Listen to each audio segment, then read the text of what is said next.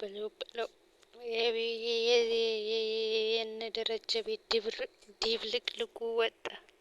ፓ ፓ ፓ የሞነ እንግዲህ ማነው ስሟ እውነቱን ተናግራለች። ግን እውነቱ መናገሩ ጥሩ ነው። ደረጀ መቼም ቢሆን ያው እውነቱ ተደብቆ አይቀርም። ላንተም ቢሆን ሼም ከሚሆን ሁሌ እየተሳቀ ከምኖር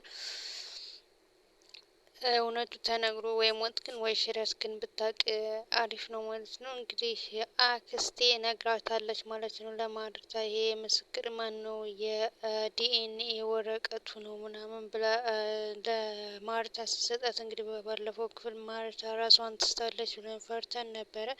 ግን ያን የዲኤንኤ ወረቀት ለመክፈት ራሱ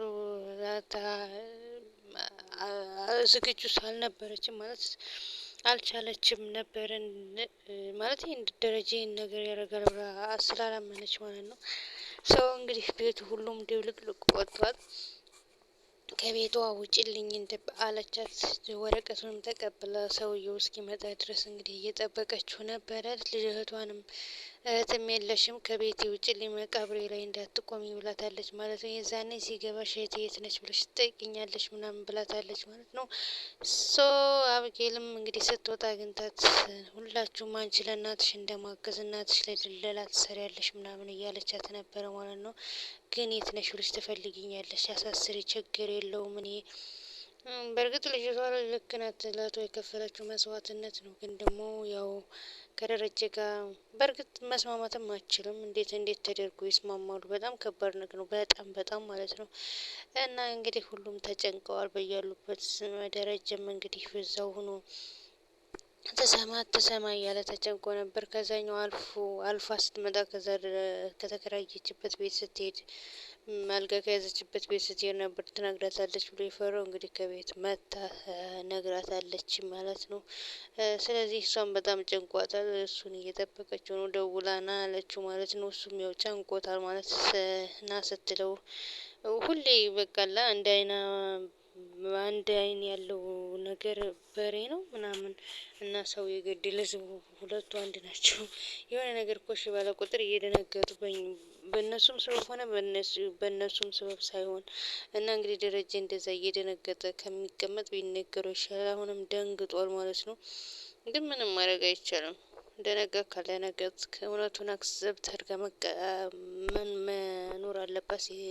ሚስት እየበለጠ እየደበቃት ስትሄድ እንግዲህ የተጎዳች ነው የምትሄደው። እስካሁን ብታውቅ ነበር የሚሻለው።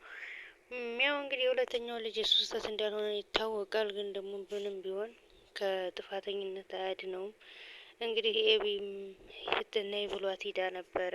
ስትሄድ እንግዲህ ለመናገር ፈቃደኛ ነበር። ቢያንስ የሰላም እናት የሰላም ልጅ መሆኑን ይተውና የሰላም ልጅ አባት እኔ እንደሆንኩኝ ልንገራት ምናምን ብሎ ወስኖ ነበር። ቢያንስ ከኤቢ ጋር ብትነጋገር እንኳን የተወሰነ መፍትሄ አይጠፋም ነበር። እየተረጋጋ በእርግጥ እሷም ሰው አታደርገኝም። እንግዲህ የልጆቹ ሙሉ ኃላፊነት ላንቺ ሰጥቼሻለሁ። የዳጠኔ ውሃን በቃ የሁሉንም ኃላፊነት ላንቺ ሰጥቼሻለሁ። እኔ አንድ ነገር ቢሆን ስለዚህ እሷም እንግዲህ አለቀሰች። ምንም ማድረግ አልችልም። ምክንያቱም በቃ እሱ ተስፋ ቆርጧል። እንደሚሞት ነው የሚሰማው። ምክንያቱም በጣም ከባድ ነገር ነው እና ምን ሆነ ነው አልናገርም። ግን በጣም ተጨነቀ። ለምንድነው እንደዚህ የምትለው? በቃ ውርደት ነው። ይሄን ለሷ ብነግራት በጣም ውርደት ነው። ገና ማርታ ልትሰማ አይደለም። ያው እንግዲህ ብቻ ከባድ ነው። ሌላው ደግሞ ናታን ነው። ናታን እንግዲህ ሁለቱ ሚስጥር አዋቂ ነው። ብቻ ከባድ ነው። ባለፈው ክፍል ሰላም እንደውሎ እንደዚህ ብሏት ነበር ማለት አንቺማ ትረቢ ነሽም እንደዚህ አይነት ሰው አትመስይም ነበረ። እንዴት በማየር ላይ እንደዚህ ብቻ ሳይሆን ታስጠላለች። ማለት ራስ ወዳድ ሆናለች። አሁን ለሰው ጥሩ ውለታ መዋል ማለት አንዳንዴ ሰዎች ብድራቸውን አይመልሱም። ብድሩ ቀርቶ በቃ የሰውን ሰላም አይጠብቁም። ምክንያቱም እንግዲህ ማርታ ለሰላም በጣም ጥሩ ሰው ነበረች። ግን ደግሞ እሷ በሷ ላይ ያደረገችባትን ልጄ ገና ጠፋች ብላ ባሏን ተበቅላ እንደዚህ አይነት ሌላ ጣጣ ብቻ ከባድ ነገር ነው። እንግዲህ ለዳጣም ነገራት ማለት ነው። እውነቱን አታውቅም ነበረ ምን እንደተፈጠረ ምን እንደሆነ። ሰላም ልጅ አባት ደረጀ ነው ሲላት፣ ሰው እንግዲህ ግቡ ብላለች። እናቷን ልታንቃት ነው የደረሰችው። እንዴት በማየ ላይ እንዴት ታደርጋላችሁ? እናትም አባትም እናንተ አትሆኑኝም። በ20 አመት ልዩነት 2 ልጅ በሷ ላይ 2 ሚስት በጣም ነው የሚከብደው። በጣም ነው የሚያስጠላው። ወደ መጣሁበት እመለሳለሁ። እናንተን አላቃችሁም፣ አታውቁኝም።